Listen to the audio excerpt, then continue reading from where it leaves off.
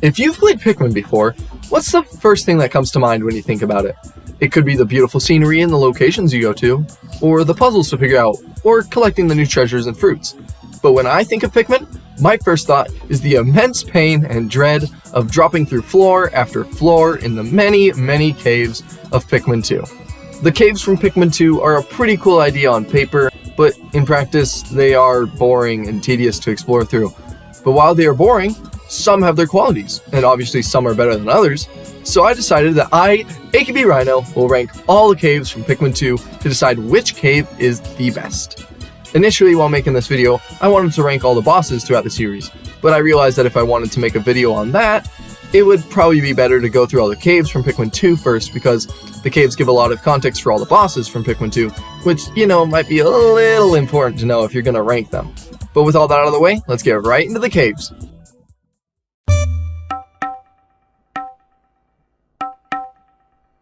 In the 14th spot, we have the first cave, which is also the worst cave, the White Flower Garden. You'd probably think the worst cave would be the first one in the entire game, because it's the shortest and also the easiest, but no, because at least the Emergence Cave isn't boring. The White Flower Garden is incredibly boring. Starting with the first two floors, there's basically nothing here. There are a few sheer grubs and one treasure on the first floor, and then on the second floor there's like 2 fiery blowhogs and then 1 treasure. So it's incredibly boring. And then they are both the metal area, which means you can accidentally throw your Pikmin into the void, which is never a good feeling. And it feels even worse when one of those stupid blowhogs throws your Pikmin into the void for you. So starting off this cave isn't fun, and then you get to the point of the cave, which is the white flowers, which, as you can guess, give you the white Pikmin. And that's pretty cool, but the floor is pretty short-lived because that's it, along with a buried treasure to demonstrate the white Pikmin's ability to dig treasure that is buried. Then you move on to the next floor, which is the standard dirt floor, but with poison geysers everywhere. Which, while I know that it is to show that white Pikmin are immune to poison, you didn't have to put so many freaking geysers! But that's basically it on this floor. And then you move on to the final floor, which is the second boss you encountered in the game, and the first boss that you'd find in Pikmin 1, which is the Burrowing Snagret. And this boss is one of the easiest in the game, and a pretty tedious one if you can't do it fast, because if you can't kill it in one cycle, then it buries and you have to wait for it to resurface, which takes a while. And then you kill it and it gives you the 5-man knapsack, which is the worst treasure you can get in the exploration kit, which is basically a set of treasures that give your captains new abilities. And what the 5-man knapsack does is it lets you sleep. No, I'm not joking. It lets you lay down and sleep. You'd think this might do something like slowly heal your captain, but no, it just lets you lie down on the ground. This does nothing. And it fills me with so much rage whenever I see that sparkly effect behind it after it gets sucked up into the ship. And then after that, you get out of the cave. And to top this cave off, it is one of the 3 caves in the game to not have a unique soundtrack. So the only thing that this cave has going for it is that it's very short compared to the rest of the caves. And that's why the White Flower Garden is at the very bottom of the list in the 14th spot.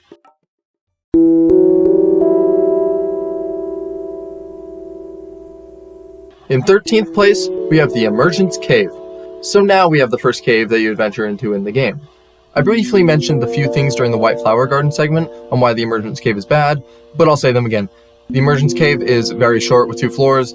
This is because it's the tutorial cave, so it shouldn't be long, because that would overwhelm the player, but it's not going up against tutorial caves, it's going up against all the rest of the caves in the game. So it kind of sucks and is boring compared to them, but at least it knows that. So you go through the first floor with 2 easy treasures, and then you go to the second floor to get the purple Pikmin, so you can get the spherical atlas, which allows you to go to the Wakening Wood, and then you get out of there. You go through this cave just to get out of it, pretty much. And it makes it easy to do that. While the White Flower Garden is the same amount of boring, and it goes on for longer. So that's why the Emergence Cave barely beats the White Flower Garden and is in the 13th spot.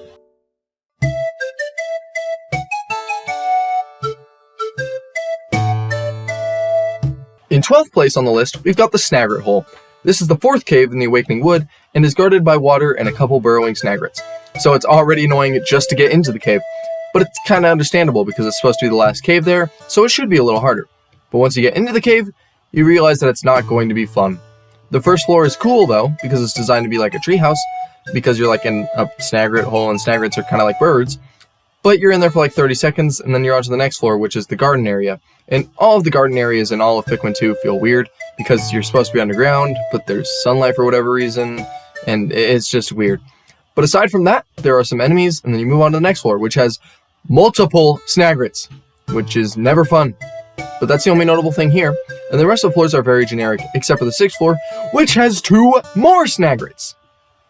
But then you're on to the final floor, which has the most annoying and uninspired boss in the entire game, which is the pileated snagret. Just imagine a normal snagret, but now the snagret is huge, has way more health, and can chase you around. Unless you want to take like 20 minutes, you're pretty much guaranteed to lose some Pikmin to this guy. And I have never found anyone anywhere who said they enjoyed this boss fight. And just to add the cherry on top, the pileated snagret drops the Justice alloy, which only gives your captains more health, which isn't cool nor useful, because if you're dying before getting the Justice alloy, then you're also going to die with the Justice alloy, only slower now. The snagret hole is just so annoying. It doesn't have anything interesting in it, nor do you get anything interesting out of it. So the snagret hole fits comfortably in the 12th spot.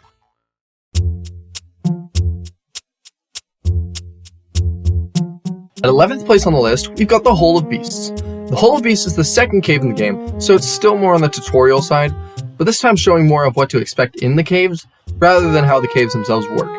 The first floor is really easy. You go in, kill a few sheer grubs, collect the treasure, and move on. Then the second floor is a rest area, because you definitely need one after the intense fight with the 4 sheer grubs you just encountered. This floor does have 2 purple candy buds though, which is always appreciated. Then the third floor has fire. No enemies, just fire. So you take your red Pikmin, grab the treasures, and move on. Then the fourth floor has actual enemies, in the form of a singular red Bulborb. So kill it, grab the treasures, snag a few more purples there, and move to the last floor, where you meet the first boss of the game, which is the Empress Bulblax.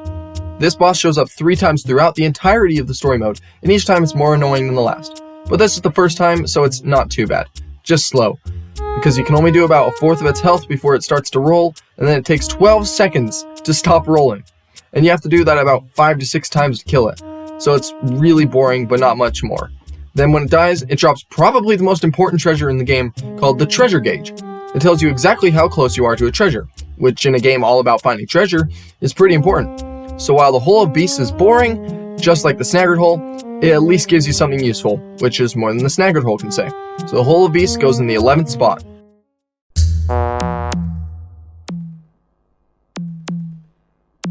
The next cave we've got in 10th place is the Citadel of Spiders. The Citadel of Spiders is very similar to the Hole of Beasts, which made it hard to decide which would be in 11th place and which one would be in 10th place, but after thinking for a while, I decided the Citadel of Spiders should be higher on the list because it is simply more unique. The Citadel of Spiders is the 4th cave you usually explore, and you go into it after acquiring the yellow Pikmin, although you technically don't have to. You just won't have any way to deal with the electricity, and the boss is harder to beat. In the Citadel of Spiders, every floor has the same design, which is the concrete version, and it helps make the whole cave feel connected and consistent, rather than some other caves, which change designs all the time. The cave also has lots more enemies than the previous caves, but not too much, so it feels pretty fun to explore. And it's not even all that far into the game, so it isn't constantly dropping bombs on your head or boulders, which isn't fun. Even with all this though, it's still really short, and can feel a little tedious to go through because some of the rooms are built like a maze, and there are multiple treasures on every floor. But the worst part about the cave is the boss, which is the one and only Beady Longlegs. This is one of the only 2 bosses that has been in every Pikmin game in some way or another, with the other boss being the Burrowing Snagret, in case you were wondering. But the reason Beady Longlegs sucks is because it's so bland and repetitive. It's a spider that stomps 4 to 8 times to crush your Pikmin, and then stops to lower its head so you have an opportunity to attack. But he's so fragile that he should only have to roar 1 time before you can kill him. And if you're good enough, he doesn't even have to roar, because if you brought yellow Pikmin, then they can easily be thrown high enough to attack him before he lowers himself. And then he dies in like 15 seconds. Then you get either the worst treasure in the game, or the best treasure in the game, depending on who you are, because he drops the key, which gives access to challenge mode on the main menu of the game. So it doesn't do anything for you in the story, but you can play challenge mode, which I have to admit is pretty fun. But that doesn't matter because this is story mode, not challenge mode. So that's why the Citadel of Spiders is in the 10th spot on the list.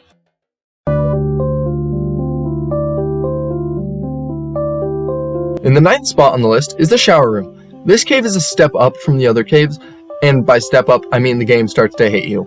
This is the 3rd cave in the Perplexing Pool, and it requires blue Pikmin in order to explore it, which means the game won't hold back anymore, because you can go and do anything in the game at this point.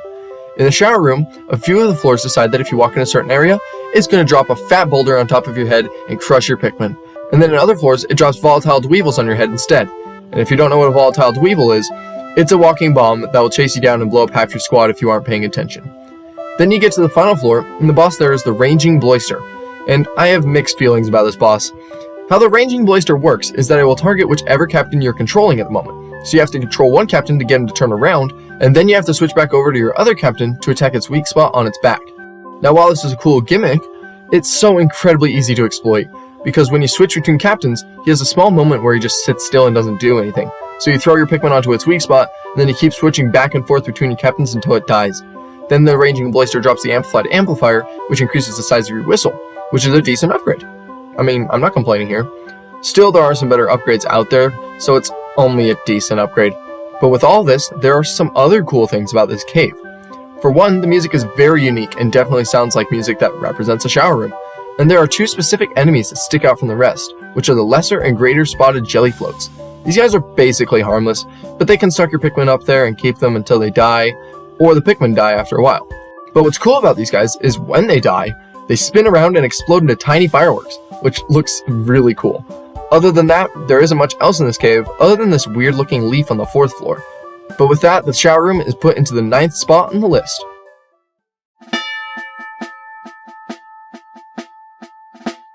Now for the 8th spot on the list, we've got the Bulblax Kingdom. I'm going to start out this cave by saying this is not a good cave. Pretty much nothing in this cave is fun.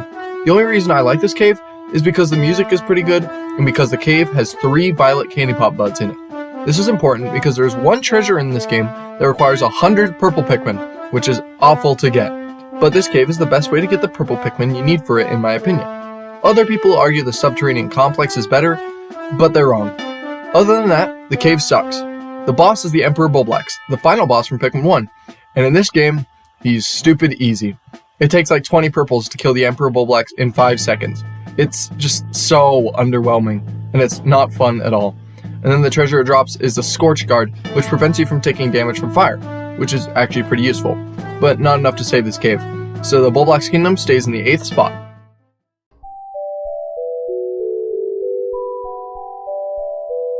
At the 7th spot, we've got the Hole of Heroes. This is one of the final 2 caves in the game, though it's usually the second to last one. This is the cave that serves as a boss rush in Pikmin 2. Except the game doesn't have very fun bosses at all, and every room adds something to make every boss even more annoying than it already was.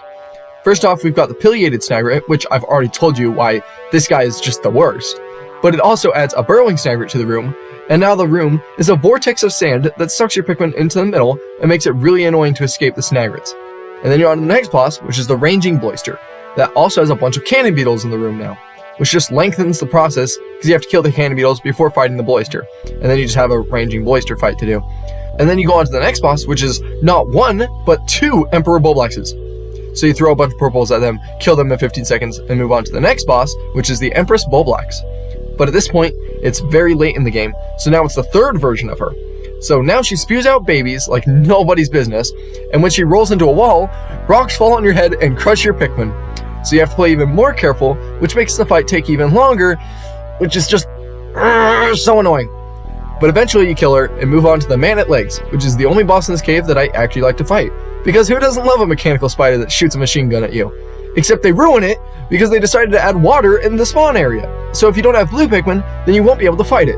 And when you kill it, make sure it isn't above the water, because if the treasure drops in the water and you don't have at least 10 blue Pikmin after the fight, then you won't be able to carry it back. And you'll have to go through the entire cave just to get that treasure. But hopefully that doesn't happen and you move on to the next floor, which also has a lot of water in it, and a beady Longlegs. So if you lost a bunch or all of your blue Pikmin on the last floor, then it's going to be rough to beat this one. And once again, if the treasure falls in the water, then you're screwed if you don't have enough blues. But after that, you make it to the final floor, finally, which is home to the Raging Longlegs. Basically a beady Longlegs if he had tons of more health and had very thick feet. But when he shakes your Pikmin off, it speeds up, which can get very dangerous. But if you have a small enough party of Pikmin, you should be able to dodge it fairly easily. And since this is one of the 3 final caves in the game, there is no special treasure that drops. Instead it drops Rob's head, which is a pretty cool reference. So now you're probably wondering why I put this cave so high on the list if everything I said about it was bad. Well, that's because there is one floor in this cave, which is one of the few floors in the entire game that I look forward to. And that is floor 9. This floor is one of every Bulborb in the game, except for the Emperor and Empress Bulblax, which is honestly for the best. But this floor, for some reason, just brings me so much joy. The way you want to go through this room is to break down the wall to the main area with your Pikmin, then put all your Pikmin in the corner and run in with Olimar or the President and beat the crap out of every last one of the Bulborbs until they're all dead, and you bring in your Pikmin to carry everything back, and it all just gets sucked up and you get so many Pokos all really fast. Now, you think that this gets very repetitive and it's a very monotonous thing to do, and it is, but nothing quite amounts to the joy I get when I punch a Bulborb after Bulborb until they're all dead on the ground. But other than that, everything else in this cave is pretty bad. But a boss rush is a boss rush, so the Hall of Heroes is in the 7th spot on the list.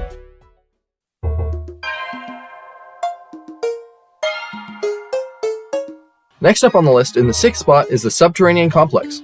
You might remember how I said during the Bulblax Kingdom section that other people use a different cave to get all their purples in order to get that one treasure that takes 100 purple Pikmin to carry?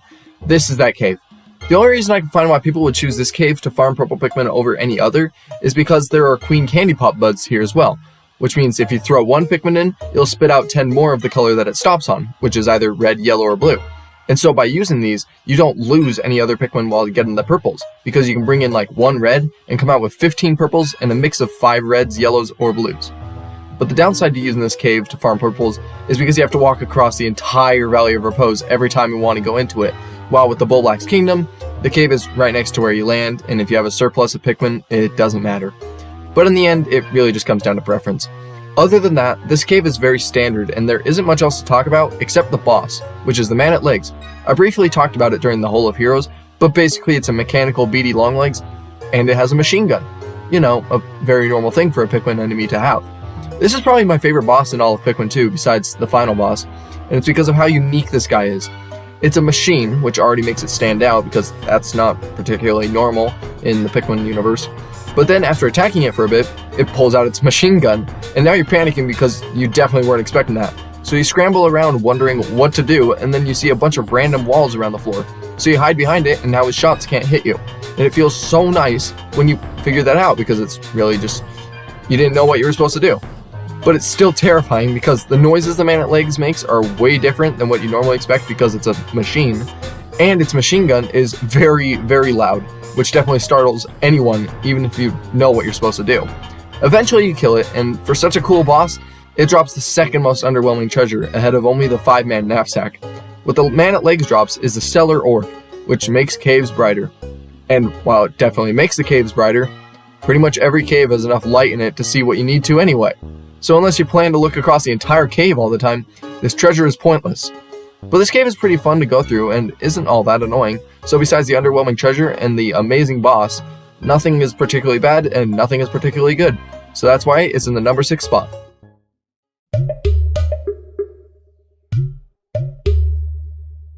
At the number 5 spot, we've got the Cavern of Chaos. Now, when you hear the name, you're probably thinking it's going to be very annoying and chaotic, but it's really not that bad. A few of the floors have either boulders or bomb rocks, which by this point you're pretty used to that because it's the 3rd to last cave in the game, and so it can't really trick you. And the rest of the floors have random annoying enemies like the Withering and Puffy Blowhogs, which can't actually hurt your Pikmin. They only make them fall over and lose their flowers. And then there is one floor that has tons of Dwarf Bulborbs and a Gatling Groink, which sounds really annoying, but it's actually pretty fun because you can just run around with Olimar or the President and make the Gatling Groink shoot the Bulborbs and instantly kill them, which is very satisfying. Until all the Bulborbs are dead and you actually have to kill the Groink. But other than that, there aren't really any other notable floors, other than the final one of course, and the boss here is the Segmented Crobster. Now I have a very special place in my heart for this boss, because it was the only boss in this game that wasn't spoiled to me before I fought it, meaning I had no idea how to fight it, and it made the fight really fun to figure out. Also, if you look close to the boss, you'll realize that one of its arms is way smaller than the other. That's because its smaller arm got eaten by an Emperor Bulblax on a previous floor, and when you kill the Bulblax, it drops its missing arm and you carry it back as a treasure. And the leg that it has now is just one that's growing back after it got eaten by the Bulblax. Now that is a pretty cool Easter egg. The only other thing that I can say about this cave is that it's one of the 3 caves that doesn't have a unique soundtrack, which is pretty disappointing, but not enough to drop it all that far. So aside from a few good and bad floors, and the really good boss, this cave is pretty standard, so it'll go in the number 5 spot.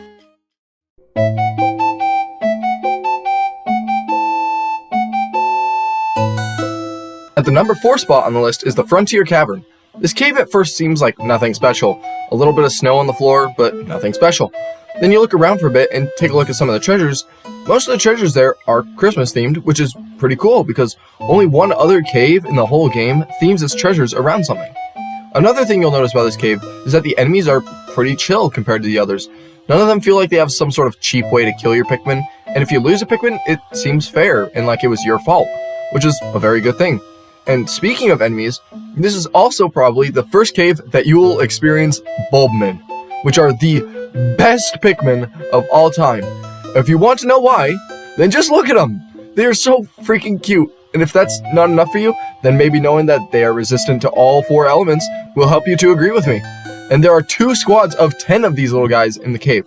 So you can get a max of 20 Bulbmin in this cave, which is amazing. Then you'll eventually make it to floor 5, which is a rest floor. You'll have seen lots of these throughout the game by now, but this one has a bunch of Mumutas in it. Still seems like nothing too different. Then you realize one of them has a treasure, so you kill them, and when you bring it back, it just so happens to be a special treasure. And not just any special treasure, probably the best special treasure in the whole game, because it upgrades your punches, which means that your captains can now actually deal meaningful damage, which is very, very helpful for some of the floors I mentioned earlier where you have to punch a bunch of guys all at once. And then you move on and you reach the final floor, and the boss there is a second version of the Empress Bulblax, which is the worst version of it.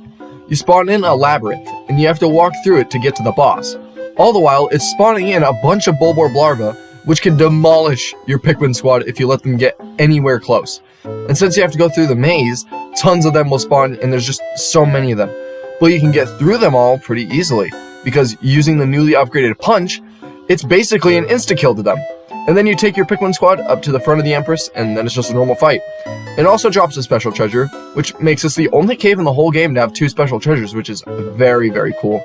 But this one isn't nearly as good, because what it does is it upgrades your movement speed, which sounds really good on paper, but it's actually a detriment, because it only increases your captain's movement speed, not your Pikmin's.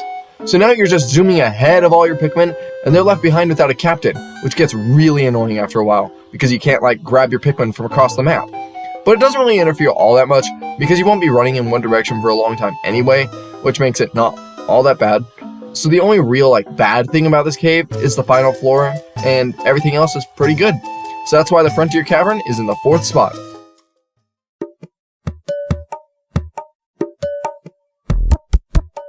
Now we're down to the final 3 caves. All of these were pretty close, and it was pretty hard to decide where they would go on the list. Nah, I'm just messing with you. It was really, really easy. So in the 3rd place is the Dream Den.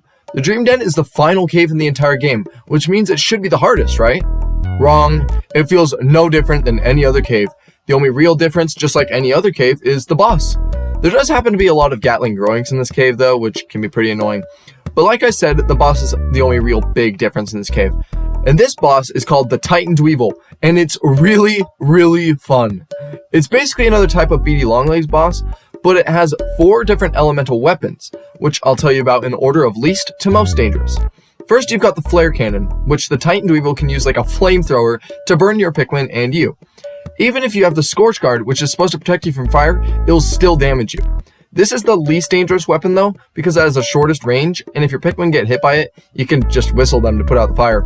The next weapon the Titan Dweevil has is the Comedy Bomb, which makes a spiral of poison in the bottom section of the area. This weapon is only more dangerous than the Flare Cannon because it has more range, but other than that, it's the exact same. Just whistle your Pikmin if they're in danger. Then the next weapon is the Monster Pump. This weapon has the farthest range out of all the weapons, being able to hit anywhere on the entire floor, which means if your guys are split up, then it leaves your Pikmin vulnerable, which can be a little troublesome. But still, you can just whistle your Pikmin and deal with the water. Then the final weapon and the most dangerous is the Shock Therapist. This weapon sends out a bunch of electric nodes that chain together with electricity. And if you know anything about electricity in Pikmin 2, you know that it's no joke.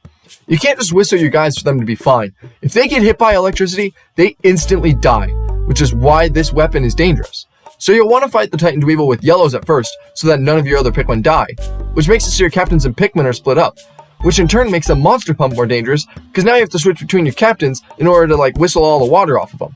Now to actually get rid of the weapons, you have to deal enough damage to them while they're attached to the Titan Dweevil, and after a bit of damage is dealt to them, they'll start to smoke, and that means they become unstable and are now even more dangerous, like a bigger range for the Flare Cannon or faster fire rate for the Monster Pump. but eventually you knock them all off, and then the Titan Weevil becomes vulnerable to your Pikmin, and you kill it. Obviously. So all in all, it's a very fun boss fight, but what makes the cave even better is that there's an actual reason to come into this cave. You're looking for Louie after losing him earlier in the game, and when you're fighting this boss, you can see that Louie is stuck on top of the Titan Weevil, supposedly being held hostage. So it actually gives you a reason to want to fight this boss and explore the cave. So this cave by itself is pretty generic, maybe even a little annoying at some points, but then the boss makes this cave so fun to finish it off and to finish off the entire game, which is why it's in 3rd place on the list.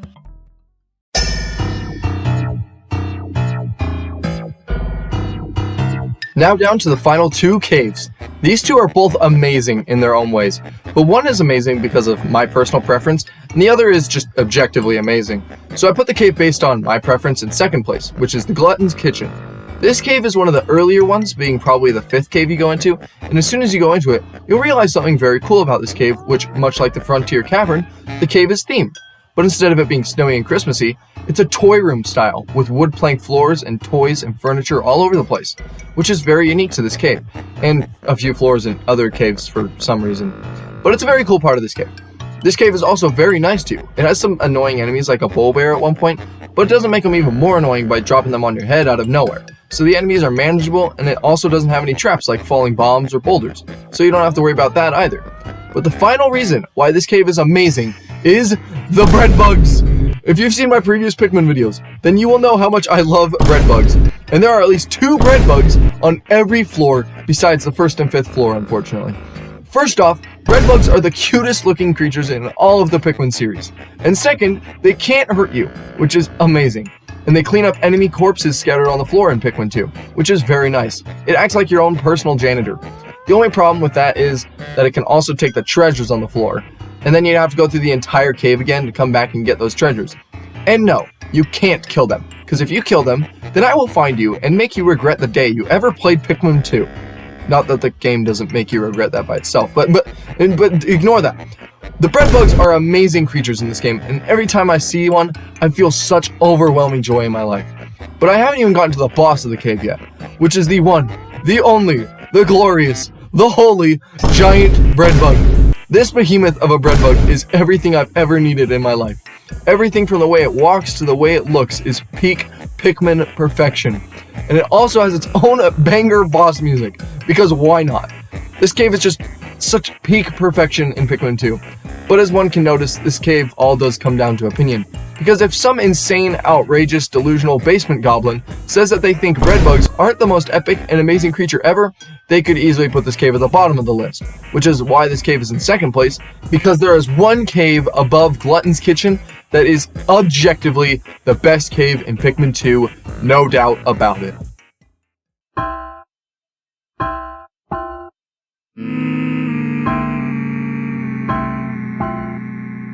It is time for the final cave, which is objectively the best cave in all of Pikmin 2, the renowned Submerged Castle. This cave is already unique before you even get into it. That's because you can't take any Pikmin in with you other than blue Pikmin, which already feels weird and unnatural, especially when it says all 4 elements are in the cave. Like, how are you supposed to deal with them? Well, you go into the cave with your squad anyway, and as soon as you're in, the music starts to play and it doesn't feel right. The music is very different than the other caves in a way that it makes you feel like you know something is going to happen, but you just don't know when or what it will be. But you push on anyway, and you notice all the treasures in the cave are snacks like cookies and chocolate, which, while it doesn't have any practical purpose, it's cool to see a lot of treats in the cave. But then while wandering through the cave, a cutscene appears out of nowhere, and a giant transparent blob on stone wheels has appeared and is rolling in your direction. There is no way to kill it. All the ship tells you to do is run as fast as you can. Now you have to collect all the treasures as fast as possible before the water wraith crushes you and your Pikmin. And when you finally get all the treasures on that floor and jump down to the next one, you're now terrified that the water wraith is going to come down onto the next floor any moment, and you're racing to get through that floor as fast as possible. Now this is so incredibly fun. You actually have a reason to go fast and be reckless instead of waiting patiently and being boring just like in every other cave. And it makes this cave really fun to explore and very memorable. And since you can't kill the water wraith, you're actually afraid, because every enemy in this game is easily dealt with either by purple Pikmin or purple spray. But the water wraith is immune to purple spray, and you can only bring blue Pikmin into the cave with you anyway. So you just have to hide and try to get down to the bottom of the cave as fast as possible. And later on you also find Bulbmin, which is how you deal with the other elements in the cave. So bonus points for Bulbmin. Then you reach the bottom of the cave, and you'll find that there are purple candy pop buds, which you can use to get purple Pikmin. And after tossing the purple Pikmin at it, you find out that the water wraith is vulnerable to purple Pikmin, because of course purple Pikmin just weren't powerful enough already. Then after finally killing it, its stone wheels break, and it turns out it's not dead. It's just running for its life now, and you have to go chase it down and finish it off. All while the music is very tense and unnerving. So even though the water wraith is harmless now, it's still scary because this guy was so terrifying before, and you don't know if he has anything else up his sleeve. But eventually you do kill it and finish off the cave. This cave has no reason being this good in a game full of caves that are all mediocre at best. There's actually something to be scared of in this cave, and you have a reason to go fast in a game full of slow-paced, boring floors. And when you actually finish off the boss, it feels like you accomplished something instead of throwing some purples at an enemy and it dies in a few seconds. So it should be incredibly obvious why the Submerged Castle is the best cave in Pikmin 2 and at the #1 spot on the list.